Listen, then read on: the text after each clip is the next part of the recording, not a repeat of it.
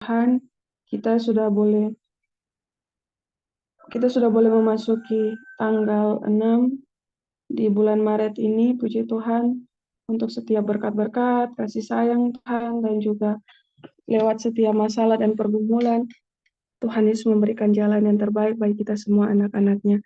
Bapak, Ibu, dan sahabat orang muda adalah berkat terindah bagi kita ketika di pagi ini kita boleh akan ada dalam perenungan, mendengar kembali suara Tuhan, dan juga meminta pertolongan Tuhan untuk dapat mengetahui jalan-jalan mana yang kita harus tuju lewat firman Tuhan di pagi ini. Dan untuk itu, Bapak, Ibu, dan sahabat orang muda, saya mengundang kita untuk mempersiapkan diri kita dan minta kesediaan dari Bapak Ketua untuk boleh pimpin kita dalam doa buka dan perenungan.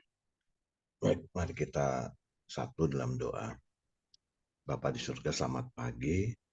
Terima kasih Engkau telah tuntun hati dan pikiran kami untuk boleh ada di hadirat Tuhan. Bahkan kami juga telah mendengar kesaksian indah, betapa ajaibnya Tuhan berkarya, betapa ajaibnya Tuhan memberkati kami sekalian, betapa ajaibnya Tuhan telah mendengar setiap doa-doa permohonan kami. Dan kami saat ini tiba saatnya baik kami juga rindu untuk boleh mendengar suara Tuhan. Kami telah Tuhan dengar doa-doa kami dan Tuhan telah jawab. Dan pagi ini kami rindu juga mendengar Engkau bersuara, menasihati kami, memberkati kami, menuntun kami, menghibur kami, menegur kami. Siapkan sekali lagi hati kami menjadi seperti tanah yang gembur, menerima benih firman Tuhan, dan benih firman itu boleh bertumbuh, berbuah, menjadi buah-buah yang indah, dan nama-Mu dimuliakan senantiasa dalam kehidupan kami. Ini kami Bapa anak-anak-Mu, siapkan kami menerima berkat rohani pagi ini. Di dalam nama Tuhan Yesus Kristus, firman yang hidup, kami rindu terima berkat firman itu dengan penuh rasa syukur dan sukacita di pagi hari ini. Haleluya. Amin. Haleluya, amin. Puji Tuhan. Terima kasih Bapak Ketua. Baik Bapak, Ibu, dan sahabat orang muda, di pagi ini tema besar kita dari buku perenungan Yesus Nama di Atas Segala Nama, yaitu pekerja misionaris yang agung. Yohanes 6 ayat 38 berfirman, "Sebab aku telah turun dari sorga, bukan melakukan kehendakku, tetapi untuk melakukan kehendak Dia yang telah mengutus aku." Kebutuhan terbesar dunia adalah upaya yang dikuduskan untuk keselamatan jiwa. Kristus rindu dengan kepenuhan kuasa untuk menguatkan umatnya sehingga melalui mereka seluruh dunia akan dikelilingi dengan atmosfer kasih karunia. Ketika umatnya akan menyerahkan diri mereka dengan sepenuh hati kepada Tuhan, berjalan di hadapannya dalam kerendahan hati dan iman, Dia akan melaksanakan tujuan kekalnya melalui mereka, memampukan mereka untuk bekerja secara harmonis dalam memberikan kepada dunia kebenaran sebagaimana adanya dalam Yesus. Dia akan menggunakan semua orang, dewasa dan anak-anak, dalam membuat terang bersinar ke dunia dan memanggil orang-orang yang mau setia terhadap perintah-perintahnya. Allah begitu mengasihi dunia, sehingga Ia siap memberikan anaknya yang tunggal, agar setiap orang yang percaya kepadanya tidak binasa melainkan beroleh hidup yang kekal.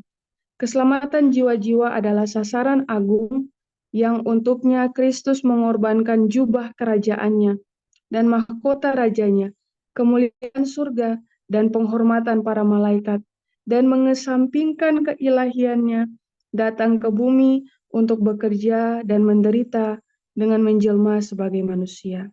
Dia yang telah diubah menjadi serupa dengan Kristus, Dia yang menghargai semangat pekerja misionaris yang agung, dipenuhi dengan keinginan untuk membawa kabar keselamatan ke wilayah-wilayah di luar sana, kepada mereka yang tidak mengenal juru selamat. Untuk pekerjaan penyelamatan jiwa, Dia mengasingkan waktu dan kekuatan, sarana dan pengaruh. Dia menggunakan setiap titik dari kemampuannya dalam upaya untuk memenangkan jiwa bagi Kristus. Pengorbanan yang dilakukan di kayu salib Kalvari adalah motivasi yang mengilhami Dia untuk melakukan upaya yang tak kenal lelah dan untuk menunjukkan semangat yang tak kunjung padam. Tekadnya adalah saya tidak akan pernah gagal atau putus asa. Dengan kehidupannya yang konsisten, ia menarik orang-orang di sekitarnya kepada juru selamat. Mereka yang memberikan hidup mereka untuk pelayanan Kristen mengetahui arti kebahagiaan sejati. Kepentingan dan doa mereka menjangkau jauh melampaui diri sendiri. Mereka sendiri tumbuh dewasa ketika mereka mencoba menjangkau orang lain. Mereka menjadi terbiasa dengan rencana-rencana besar, usaha-usaha yang paling menggetarkan, dan bagaimana mereka bisa tumbuh ketika mereka menempatkan diri mereka dalam saluran cahaya dan berkat. Mereka semakin serupa dengan Kristus dalam semua rencananya. Tidak ada kesempatan untuk stagnasi rohani, ambisi yang egois, dan mementingkan diri sendiri ditegur oleh hubungan terus-menerus dengan kepentingan-kepentingan yang berdaya serap dari aspirasi-aspirasi yang tinggi dan suci. Renungkan lebih dalam, bagaimanakah saya akan menggunakan karunia saya untuk membantu orang lain diselamatkan. Amin. Puji Tuhan untuk perenungan kita. Dipersilakan kepada Bapak Ketua untuk memandu kita dalam perenungan. Baik, terima kasih Mira. Selamat pagi semuanya. Shalom. Kita mendapatkan nasihat pagi ini dari firman Tuhan, yaitu pekerjaan misionaris yang agung. Ya, pekerjaan misionaris yang agung. Apa itu misionaris? Apa arti misionaris? Kalau kita baca, mungkin cari di Google, misionaris adalah orang-orang yang membaktikan diri dalam mengajarkan, dalam menyebarkan, kalau dibilang ajaran agamanya, ya ajaran agama dinyatakan seperti itu, kepada orang lain di tempat-tempat yang belum dijangkau, tempat-tempat yang belum memahami atau mengerti tentang ajaran agama yang dia mau sebarkan tadi itu. Itulah misionaris. Tapi saya mau menekankan kepada kalimat yang mengatakan misionaris adalah orang yang membaktikan diri, ya, membaktikan diri. Jadi sekarang ada tanggung jawab pagi ini yang Tuhan mau nyatakan, seperti ayat penuntunnya dalam Yohanes 6 ayat 38, sebab aku telah turun dari surga bukan untuk melakukan kehendakku, tetapi untuk melakukan kehendak Dia yang mengutus aku. Paham tidak kita bahwa ada suatu struktur perintah agung yang diturunkan dari Bapa di surga kepada Tuhan Yesus, dan dari Tuhan Yesus kepada kita, mungkin juga melalui firman-Nya, melalui hamba-hambanya, melalui para nabinya, dan kemudian tanggung jawab itu turun kepada kita. Yaitu apa? Kita dikuduskan untuk punya peran dalam tanggung jawab keselamatan orang lain. Dan dalam tanggung jawab keselamatan orang lain, kita akan mendapatkan tadi disebutkan sebagai suatu kebahagiaan sejati. Kebahagiaan sejati tidak bisa dicapai dengan kita menghidupkan kehidupan yang ego, mementingkan diri sendiri. Tetapi kebahagiaan sejati bisa dicapai melalui saat kita boleh peduli dengan orang lain. Nah, itu yang Yesus inginkan untuk kita boleh nikmati, untuk boleh kita jalani, karena tadi di dalam renungan mengatakan Allah begitu mengasihi dunia sehingga Ia memberikan anaknya yang tunggal, ya, agar setiap orang yang percaya kepadanya tidak binasa melainkan beroleh hidup yang kekal. Ini dari peran Bapa. Bapa mau agar anaknya Ia korbankan. Tetapi pertanyaannya, kalau anaknya tidak mau, apakah bisa wujud kasih Bapa itu terwujud lewat kasih Bapa, kemudian anaknya Yesus Kristus yang mau mati bagi kita. Demikian kita juga saat ini. Yesus menginginkan kita ada dalam tanggung jawab pelayanan, memberikan perintah kita untuk melakukan tanggung jawab pelayanan. Kemudian permasalahannya, kita mau tidak mengambil, ya, peran itu, ya, mengambil peran itu untuk menggantikan Yesus menjadi kabar keselamatan bagi orang lain. Nah, kemudian di sini tadi ada juga peran-peran bagaimana kita boleh menghidupkan kehidupan doa, menjangkau orang lain, yang menjangkau melampaui diri sendiri. Jadi mengucap syukur tanpa sadar ada jawaban-jawaban doa yang Tuhan telah jawab lewat pemulihan-pemulihan kesehatan, lewat keberhasilan dari mereka-mereka yang juga kita doakan bersama dalam persekutuan doa ini. Dan itulah tanggung jawab yang indah yang Tuhan nyatakan sebagai seorang misionaris. Itu tanggung jawab kita. Sehingga kemudian kalau kita membaca beberapa ayat berikut ini, selain dalam Yohanes 6 ayat 38, pernyataan Yesus sendiri dalam Yohanes 4 ayat 34, Yohanes 4 ayat 34 mengatakan, kata Yesus kepada mereka, makananku ialah melakukan kehendak Dia yang mengutus aku dan menyelesaikan pekerjaannya. Jadi pekerjaan misionaris ini bagi Yesus bukan sekedar hal yang biasa, bukan sekedar hal yang remeh, tetapi suatu yang serius karena Tuhan Yesus menganggapnya itu sebagai suatu makanan. Ya, makananku ia melakukan kehendak Dia yang mengutus aku, ya, dan menyelesaikan pekerjaannya. Jadi ada tanggung jawab pekerjaan yang bukan hanya sekedar kita mencari hidup, mencari makan, memenuhi kebutuhan kita, dan kemudian kita kembali, kita mati. Tidak hanya sekedar itu, tapi ada tanggung jawab keselamatan untuk orang-orang sekitar kita. Ya. Dan itulah yang juga Rasul Paulus nyatakan dalam Filipi 2 ayat 3 sampai 5, Filipi 2 ayat 3 sampai 5 mengatakan, dengan tidak mencari kepentingan sendiri atau puji-pujian yang sia-sia, sebaliknya hendaklah dengan rendah hati yang seorang menganggap yang lain lebih utama daripada dirinya sendiri. Sama seperti Yesus tadi di dalam renungan, dia menanggalkan jubahnya, dia menanggalkan jati dirinya, ya, mahkotanya, untuk apa? Datang menjangkau kita. Artinya apa? Yesus menganggap bahwa diri kita umat-umatnya lebih penting dari, ya, dari jubah keagungannya, mahkota indah miliknya, dan kemudian itu dia bisa tinggalkan dan kemudian menjangkau kita. Dan kita pun sekarang harusnya punya prioritas. Skala prioritas kita bisa saja sekarang kita prioritas untuk diri sendiri menjadi yang terutama. Tetapi dengan pengajaran dan teladan Yesus sebagai misionaris agung pagi ini, seharusnya kita boleh berubah menganggap orang lain lebih utama, ya, karena orang lain lebih utama berarti kita harus mendahulukan orang lain daripada diri sendiri. Dan kemudian ayat 4 katakan, dan janganlah tiap-tiap orang hanya memperhatikan kepentingannya sendiri, tetapi juga kepentingan orang lain juga. Susah, ini berat, tetapi dalam perenungan tadi dikatakan saat kita bisa lakukan itu, kita akan mengerti apa arti kebahagiaan sejati. Saat kita lakukan itu, maka kita akan mengarah kepada proses kedewasaan rohani. Ya. Hanya anak-anak yang sifatnya selfish, tapi kadang anak-anak juga mau berbagi, ya, mau saya diperhatikan, aku diperhatikan, gitu kan.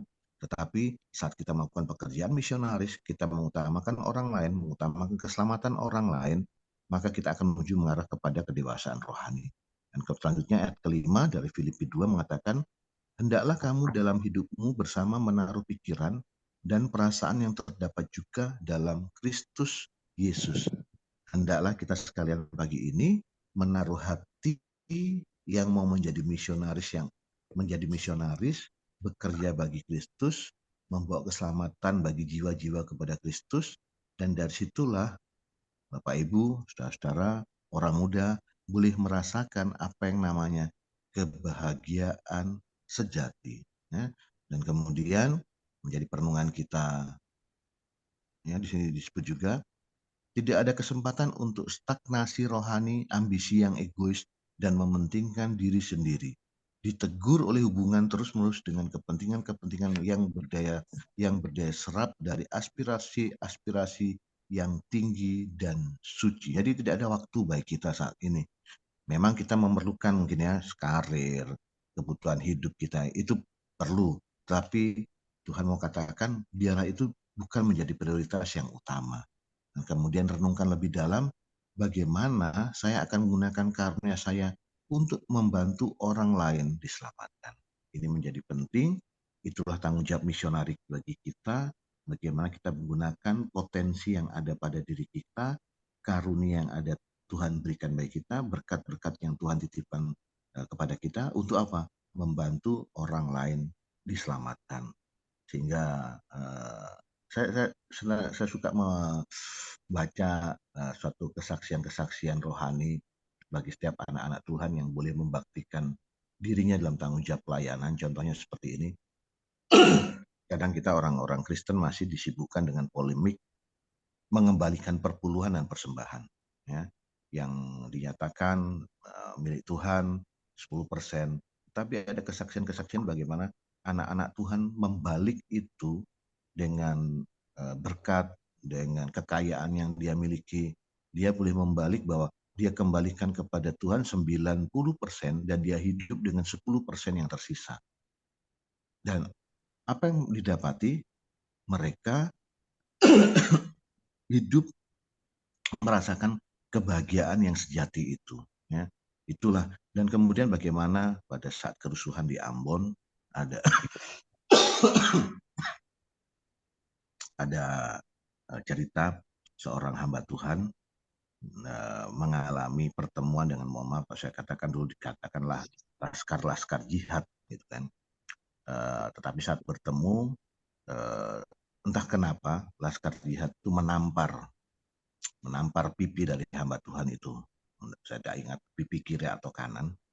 Menampar, menyuruh dia dengan paksa, dengan segala macam apa yang dia rindu lakukan. Dan kemudian hamba Tuhan ini memberikan pipi yang sebelah kepada laskar jihad ini untuk ditampar sekali lagi. Ini bagian dari membuktikan kebenaran firman Tuhan itu mau seperti apa jika kita turuti. Dan dia kebetulan hamba Tuhan bersama istrinya, waktu mau menyelamatkan diri tapi malah berpapasan dengan rombongan laskar jihad ini.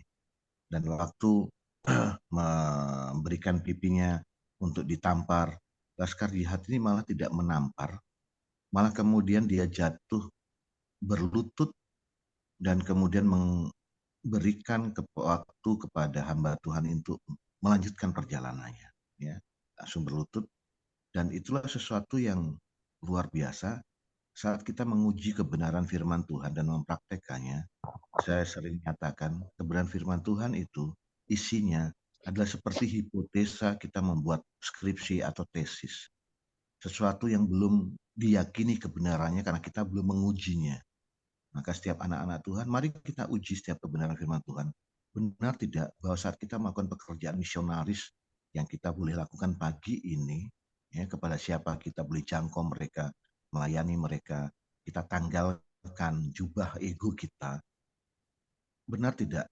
Dan kita akan amini bahwa kita akan mendapatkan dan merasakan kebahagiaan sejati yang Yesus nyatakan. Dan itu menjadi penting.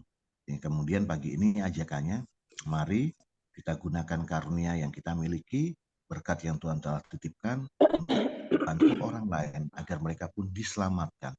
Seperti layaknya Bapak, Ibu, Saudara, orang-orang muda, kita pagi ini telah Tuhan Yesus selamatkan.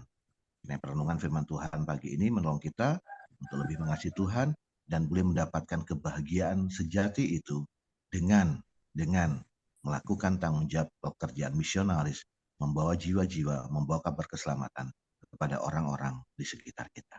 Tuhan Yesus berkati kita di pagi hari ini. Amin. Amin. Terpujilah Tuhan. Dan kita semua adalah misionaris. Dan mari kiranya Tuhan menyanggupkan kita satu hari ini untuk bekerja dalam segala aktivitas kita. Inilah pekerjaan pertama kita. Puji Tuhan, terima kasih buat hamba Tuhan, Bapak Ketua, yang sudah boleh membawakan perenungan di pagi ini. Kiranya menjadi berkat bagi kita semua yang sudah boleh mendengarkannya. Tuhan Yesus membantu kita untuk dapat melakukan setiap pekerjaan indah yang Tuhan boleh berikan dalam hidup kita. Dan Bapak Ibu dan sahabat orang muda juga selamat bergabung ya bagi Melodi, ada juga Ibu Oci, Pak Abraham, Set, dan juga Bapak Ibu yang lain yang baru bergabung. Mungkin saya baru lihat nama Ibu Melani mungkin ya, atau sudah lama baru bergabung lagi. Selamat bergabung. Juga ada Pak Jeff Sogoh ya. Puji Tuhan Bapak Ibu dan sahabat orang muda, pagi ini kita akan masuk dalam persekutuan doa. Jika Bapak Ibu dan sahabat orang muda memiliki usulan doa, boleh dikirimkan via chat untuk dapat kita doakan bersama-sama. Sambil mempersiapkan diri, merefleksikan firman Tuhan yang tadi kita dengarkan bersama, mari kita memuji Tuhan dari lagu pujian yang akan diputarkan.